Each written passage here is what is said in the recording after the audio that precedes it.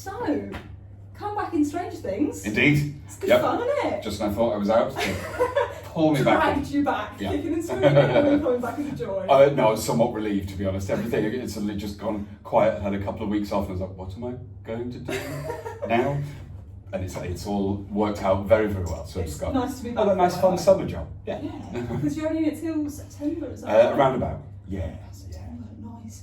So would you say it's strange now to be back with a different cast? Because obviously you originated with the first cast. Has it been weird coming back to places you don't necessarily recognise? Yes, and because I'm still trying to work out.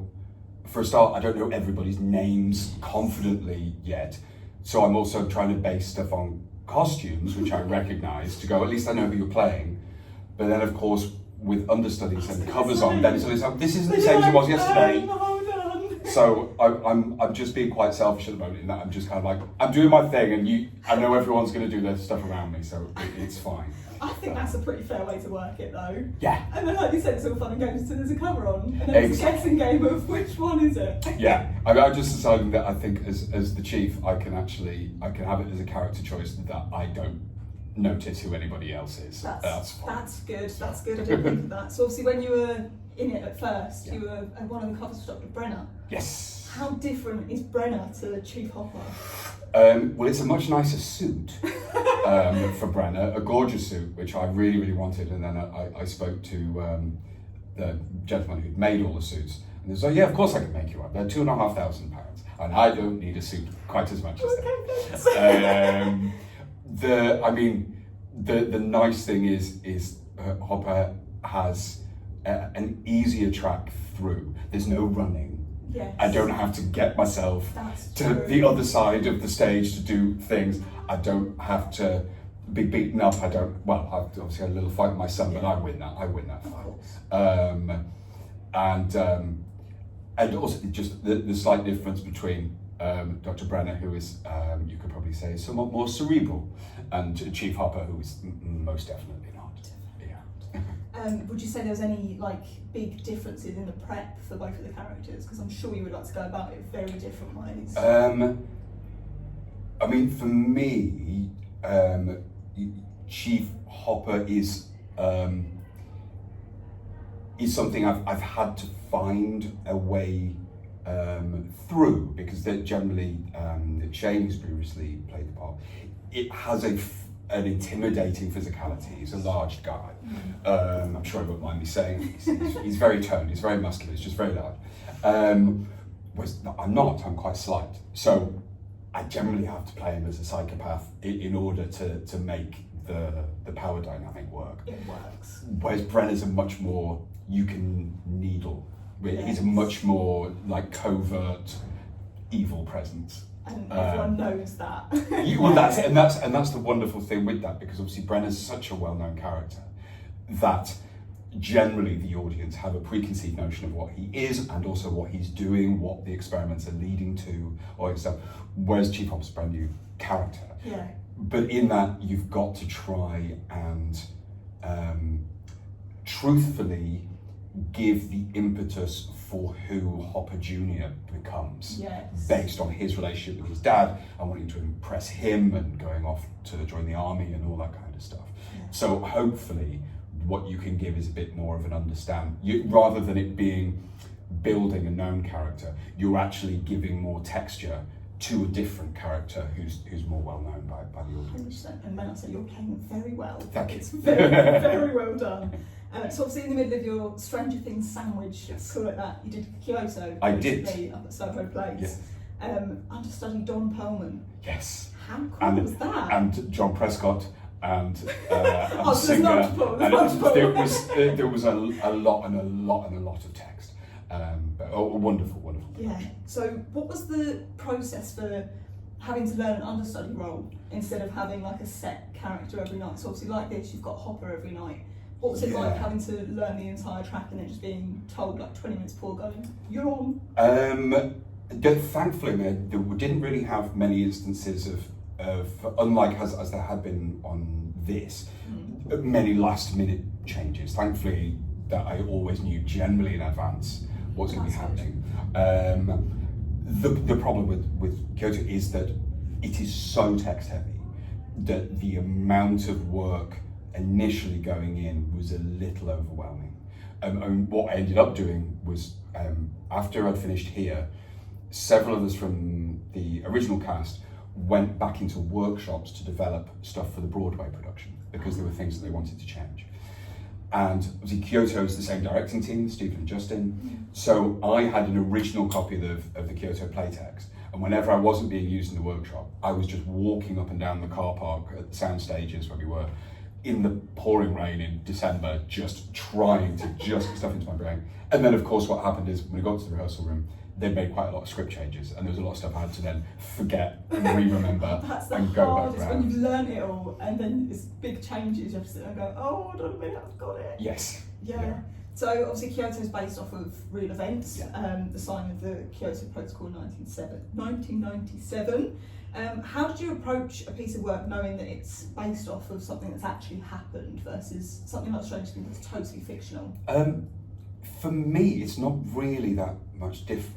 Simply because, very actuary here, there has to be truth in anything that you do, whether it is sort of high fantasy type, because otherwise it becomes Scooby-Doo, it becomes pantomime. Yeah. You've got to be able to make the story work in the place of truth. With Kyoto, it's actually a little easier because, of course, you have those reference points that you can go to. Also, the principal cast of Kyoto were truly incredible, like one of the best groups of actors I've ever worked with.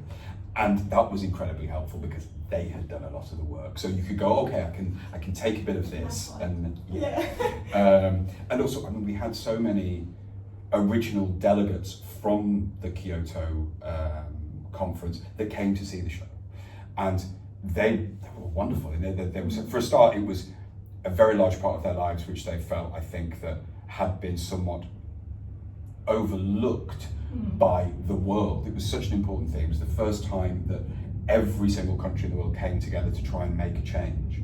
But they were saying to us, it was not only incredibly truthful, but we could have gone a lot further. There was a lot of stuff that was extra, but we'd already tried to keep it from going into as much of a play as you could. Yeah.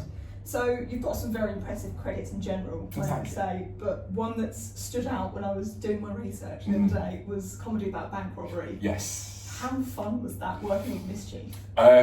It is full on with those guys. Me. And the thing is, you have to run to keep up. With both the minds of those guys and also just with the nature of that kind of physical comedy. If you're not constantly on the go, it falls apart. It all has to keep going.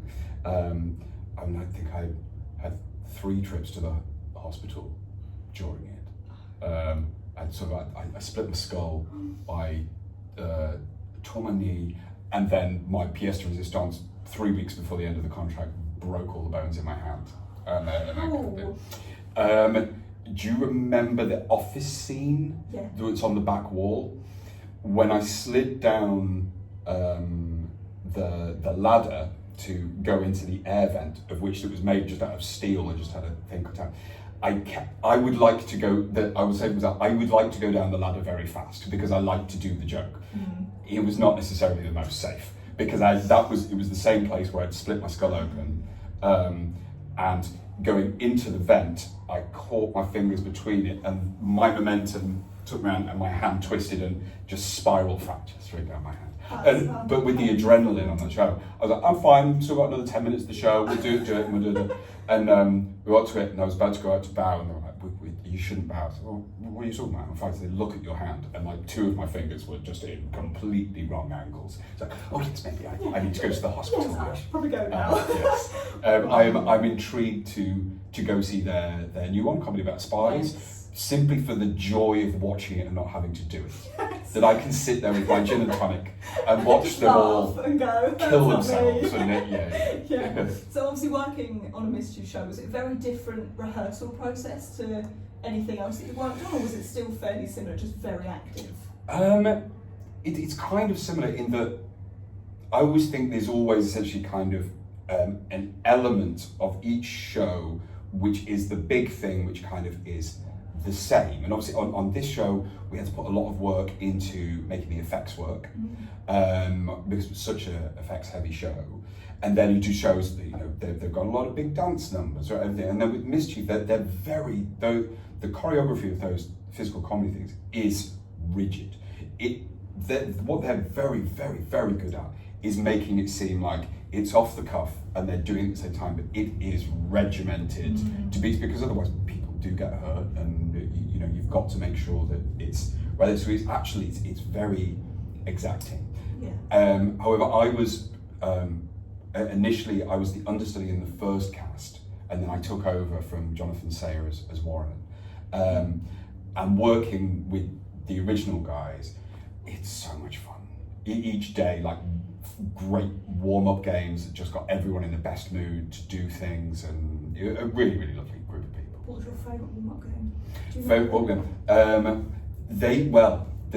They do, the Mischief guys make like, it's like a combination game of essentially all the improvisation games that you play that takes almost as long to learn the warm-up game as it does to learn the show. And it is like, I think there was a theme every day that we had to like go for, but it really gets your mind into the right place for it. Yeah, I loved it. Warm-up was my favourite part of the show, like, before I had to put a bald wig on or anything. So would you say there's anything like particularly important about approaching a comedic role like the ones you've done? It is finding the truth in the character, because comedy is just, it is, you know, it's the other side of tragedy. And you have to be able to balance each side in order to play it properly. And so I'm always trying to look for that little bit of reality that you could then spin out into this kind of often madcap comedy.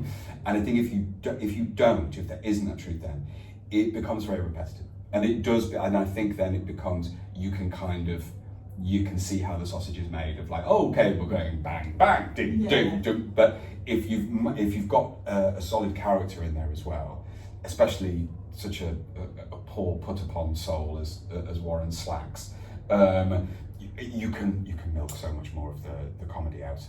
I think it's just really, really important just to ground it. Yeah, get as much as you can. Yeah. Yeah. So aside from your credits in general, are there any shows that you've seen recently that you think everyone needs to see? I will tell you, and unfortunately no one now can see it. Trish Turner, who was in the original cast here, after this she went and did Scissorhands down at the Southwark Playhouse's new venue in Elephant. And I went down to support. I am not the biggest musical theatre fan. I like it as a medium, but generally a lot of the jukebox shows, they're just not. I'm not the target audience for them. I am a very massive Tim Burton fan, and so I was like, right, I'm going to go see. I'm going to go support. I'm just going to find. My jaw was on the floor for the first 20 minutes of that show. It was the best thing I've seen in a theatre in 20 years. It was incredible. Every person in the cast was amazing. They did so much with so little. It's a very stripped back show. And I actually really like the venue at Elephant. And having watching it there, I felt like I was in one of the first audiences for Rocky Horror Show or Hedwig and the Angry Inch. It had that real kind of punk mentality about it. Jordan, who played Scissorhands, was this immaculate mix of a very, very well-studied take on the Johnny Depp performance, but also with this Janis Joplin kind of thing thrown in. And I was blown away. Unfortunately, I ended up being busy the following week. My intention was just to go back and watch it again. And I don't go and watch shows more than once generally. It's not really for me. But that is a show that if it does return, everybody should see it. It was just. Also, at my age, it was a very 90s playlist of like emo stuff. It opened with, I think, Tonight from the Smashing Pumpkins. I was like, this is my show. I have found my place. So yeah, that was my big one of this year that really blew me away. Every person who was in that was incredible, from leads to ensemble. It was just absolutely pitch perfect. Loved it. God, I missed it. I'm selling it. So you should be. Not even selling it. So to round off, I'm just going to throw in a really random curveball fun question. Okay. If you could be any kitchen utensil, what would you be and why? Any kitchen utensil. It could be anything from like a saucepan to a ladle, just anything that you find in the kitchen, what would you be? I think maybe a garlic press. That's a good one. That's only because I always love using a garlic press. I know that I'm going to put my little things in, and let's see if we bring that back into what we were talking about. So you take all the elements of a character, let's call them a bulb of a character, put it in the machine, and you want to just extrude that out into something really useful and beautiful. That's a very good way. Thank you very much for Well, joining thank me. you. This has been good fun. Thank you very much.